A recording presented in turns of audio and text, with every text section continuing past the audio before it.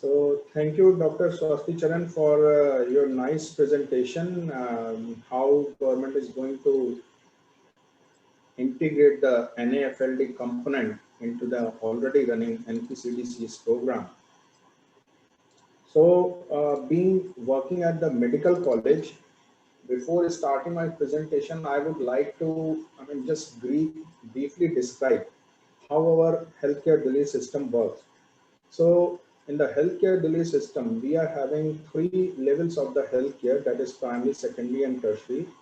And in the tertiary level of the healthcare, we are having medical colleges and super specialty hospitals. So, being a working at the medical colleges, we are expected not to provide the healthcare services to the people, but also it has been expected from us to give training, teaching to the students, as well as we are being expected to help the government in developing the guidelines, also in support of the guidelines for the policymakers. Apart from this, we also, given the responsibility of conducting certain good research for the again promotion of the health among the people. So my presentation has been divided into three major parts, that is background, rationale for inclusion of the medical college, and then what are the proposed activities which we could take at our institute, that is AIIMS Kathmandu. Next, please. As we are discussing since the start of the webinar, various aspects of the non-alcoholic fatty liver disease, what it is, how much is the prevalence, and Dr. Buseja has also described some studies which are being conducted on the NAFLD. So there are few still points which have to be keep in mind for my presentation, because later on these points would be again discussed how medical college could be involved in better implementation of the program.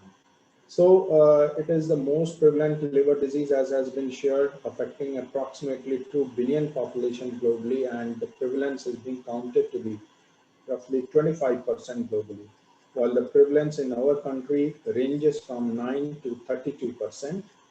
And the serious concern about the disease is that it is expected to grow in coming decades. And that's why government is also willing to take the action right at the beginning, so that we can reduce the inertia of the disease, and we are being able to contain the disease at right point of time to prevent the morbidity as well as mortality on account of disease. And if the growth continues to occur, it could have serious impact onto the health system, the policies, and also onto the socio-economic development. Then another point which is very much of concern for the NAFLD is that it is largely unknown to the general population. I'm sure that most of the participants who have joined this webinar, they might be aware of little about the this of NAFLD, but as a result of attending this webinar, now they are being aware of what is NAFLD and how the big problem it is. Also, this could be unknown to some of our policymakers as well. So, government has also, through the webinars, through the series of webinars, have decided to aware the people as well as policymakers. Next, please. Now, what is the rationale for inclusion of medical colleges in the implementation of this program? So recently, since as a medical college, it is our duty also to teach the students as well as our postgraduate students regarding the various components, strategies of the NPCDCS program or any other national health program. And being NAFLD being included as a component of NPCDCS program, this is one rationale why we should include the medical colleges as a part of the implementation of the program. Then present medical and nursing curriculum does not adequately cover prevention and control of NCDs. So therefore, we should also take care of all the components which has been recently included in the program, so that we can include it into the curriculum, and our UG and postgraduate students should be well aware of all those components. This is another reason for the inclusion of the medical college, and the key component to fight NCDs in sufficient capacity at the national level is again medical college, which could play a key role in this by implementing the effective strategies for the efficient implementation of the program, whether it is NCD or any other program, so that we are able to prevent and control the disease. Then it would also, medical college would also help in detecting and intervening the outbreak of the risk factors by conducting either community surveys or through the healthcare services which are being provided at the hospital part. Then also combining regional surveillance data on the NCDs. In subsequent slides, I would go through this point in a bit elaborative way. Next, please. So these are the proposed role of the medical colleges, which you could see in the slide, which are being circled. So in the center, there is medical colleges. There are three important components where we have to provide the services to the in the form of teaching and training to the medical students, to the patients in the form of clinical care, and third is the research. So these are the three components which normally a medical college used to provide. But there are two other components which are not either being delivered properly or efficiently, or they are not being taken care of. And these two are, one is health promotion and other is the program implementation. See, I would like to emphasize here onto the point health promotion. Normally what happens that whatever the section or whatever the things which are being covered in the health promotion part, they are left over to the solely to the Department of Community Medicine. But here I would like to emphasize that health promotion is not solely should be devoted to the community medicine. In fact, it should be integrated in each and every department who is providing the clinical care. It has been rightly said by one person also that if a clinician is going to give 1 minute time of the health promotion to the patient, it has got very good benefit effects onto the patient. So that's why I would request as well as I propose that health promotion should also be integrated in the clinical care which is being provided by the various departments of a medical college, whether it is a state or AIIMS like institute. Then another point, that health promotion part should not be restricted only onto the national health aids, but it should be incorporated as a continuous process by all the departments. Though we are going as a community medicine department is going to reinforce again and again on such component, but that should be a component of each and every clinical department. Then with respect to the program implementation, definitely, community medicine play a lead role in implementation of any program, and that is being expected also from the community medicine department of any medical college. So being a AIIMS like institute like AIIMS, what we could provide support in terms of a state, we can collaborate in a state task force. We can become a member in the state task force and can collaborate with the state health authorities for better implementation of the program. Then institute wise, I propose that AIIMS Bathinda should be made as a nodal center, and then we are being able to provide better clinical care services, teaching, research, and other components of the program which could be implemented through our institute.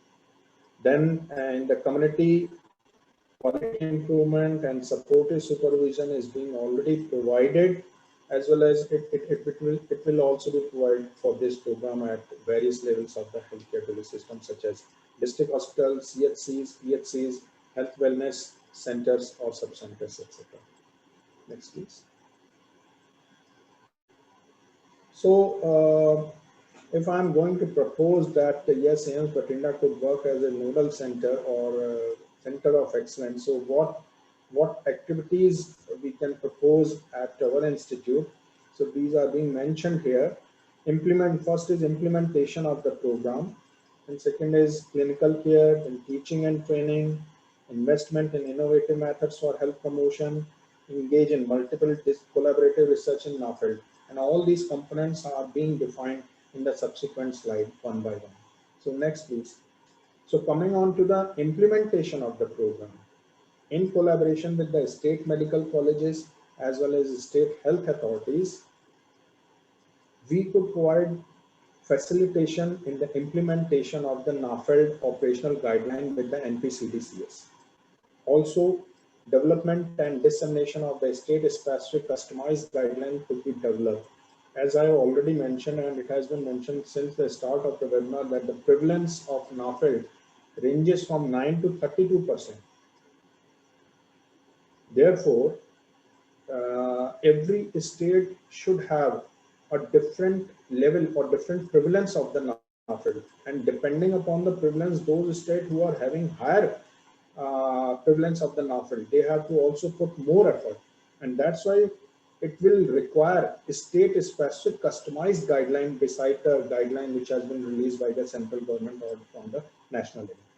So there again, being a AIMS institute, we could also help along with the other state medical colleges and the state health authorities. Then also we can provide the supportive supervision and quality improvement of the NAFELD at various field level in terms of giving training to the ANMs, ASHAs, medical officers, and other stakeholders. Also, we could help in development of the documentation for the NAFELD related activities. Next, please. Then, of course, being a tertiary healthcare center, clinical care is a core component of any medical college, including AIMS. So, being a center of excellence, we can orient to the medical faculty members of our institute about the program. As Professor Sarin was telling us, that polycystic ovarian disease, which could indicate that yes, person might be having risk factor for the NAFELD. So this indicates that not only some departments should be aware, but each and every faculty member from each and every department should be aware of this program. And if there has been, while attending the OPD, if some patient has come to know that he's having risk factor of the NAFELD, he could be referred to the medicine department for further evaluation. Then development of the evidence-based treatment protocol, slowly as we have developed for the COVID-19, we can also similarly, as a result of experience, to develop the evidence-based treatment protocol for the NAFELD. And we can also suggest, if the treatment protocol is going to work, we can suggest to other states as well. Then inclusion of the NAFELD in the screening OPD or NCD clinic or medicine clinic. What I would propose or suggest that one day could be dedicated in the screening OPD or NCD clinic for the NAFELD, especially for the NAFELD. And during that time, we can also provide free of cost FibroScan to all the patients, as well as we can organize certain health camp where we can go for the screening of all those patients who are at risk for developing NAFELD. Then, being a center of excellence, it could we can also work as a referral center for the treatment of peripheral healthcare facilities. Already, it is being acting as a referral center for so many other diseases as well. And telemedicine, which has become now widely prevalent, and it has become a source of, in fact, supervision as well as treatment for certain diseases. Same could work for the NAFELD as well. Once, if a patient is being diagnosed, telemedicine could help in supervision of all those patients, and that would be very beneficial for the patient per se, as well as it will try to reduce the burden of in the OPD, medicine OPD, if we are going to take care of this telemedicine component. Next, please. Then teaching and training, which is a core component of any medical college. So what I would suggest that specific approaches and strategies could be developed to prevent NCD into the public health and clinical courses by incorporation of the NCD risk reduction into existing health professional education. What I would suggest that we already teach, NPCDA CS program to the undergraduate and postgraduate students. So there should be suggestion which should go to the NMC, National Medical Commission, for inclusion of this NAFELD component into the already existing NPCDCS program. I hope that already it will be incorporated, but I would suggest till it comes into the through in an official manner, we can directly start right from the beginning as that yes, this program, this component has been already integrated into the NPCDCS. Then development of a curriculum framework which should be contextualized to the local setting in terms of identification of necessary core competencies, understanding of the global best practices, or adoption of the globally accepted teaching models on smoking cessation, physical activity, or diet. That should also be done at the level of Center of Excellence. Next, please. Then training per se, we can act as a resource center for the training of various stakeholders working in the direction of health. So, which could be medical officers, multiple health worker, program officers. In fact, we can develop a year-wise or annually schedule for them for organization of these workshops time to time. And then organization of interactive training courses could also be done at our level for both need and also national and regional workshop, which is already going on through the this ILBS platform. So we can also help or support in the same. Next, please. Then health promotion, as I already defined earlier in my lecture, that health promotion is going to play a key role in the control of NAFELD component in NPCDCS. So what we can do, we can organize IC activities, which is already going on. But what I would suggest that in the school health program, we can include especially this health promotion related activity. And what can be done for that, we can teach the teachers also there. We can provide some training for very small 1 to 2 hour training just to give them orientation related to the NAFELD component, which has been recently included into the NPCDCS. And similarly, engaging youth at the universities, colleges to promote healthy lifestyle. One more suggestion which I would like to give to all the participants, probably some of you are also faculty members in the medical colleges. We normally, what we used to do, we used to provide single line health promotion activity. We just teach our student that kindly go for the health promotion. Normally, what should be done? This should be done in a practical way. Like recently we did for the National Cancer Day, when we were observing this National Cancer Day on the 4th Feb, then we conducted Nukkad Natak in the local language for the public, and that was being organized in the 3 hours of community medicine posting by the UG student, undergraduates. So that was the real work which was appreciated also by the local leaders as well as by the health authorities. So in such a way, we should promote such kind of the health promotion related activities. Then use of mass medias, various mass medias, social media could be utilized in order to provide health promotion. In the same way as that of the advertisement. Advertisement, what advertisers do, they used to poke on single criteria or single message. In the same way, for providing the message, we can use again and again advertisement through these varieties modes of mass media, such as radio, TV, etc. Next, please. And research, of course, being a tertiary healthcare center, promotion of multi-scientific, multidisciplinary research in the NAFELD, if funding should be, I feel, encouraged, and if the funding is being provided for conducting thesis among the postgraduate, that would be of very beneficial, and that would also promote the NAFELD component in the NPCDCS program. So promotion on NAFELD as a research topic for dissertation of the scholars, then submission of research, either intramural or extramural projects in collaboration with the national and international organizations who are working in the field of NAFELD could be done. Next, please. Then what are the action points which should be done from the AIIMS Bathinda per se? I would propose that AIIMS Bathinda should be designated as a center for excellence for the state of Punjab, Haryana, and Himachal Pradesh. Because Himachal Pradesh is also now having AIIMS. So later on, if the AIIMS has been developed in Haryana also, they could start their own activity in a similar fashion as well. Then identification of the nodal officers from the Department of Community Medicine. I have also made some organogram by which we are going to implement the program efficiently, at least at the level of tertiary healthcare centers. Then we should also define the role and responsibilities of these nodal officers, and then inclusion of the nodal officers as the member in the state task force for dissemination, monitoring, and supervision of the guidelines. So with this, I feel I have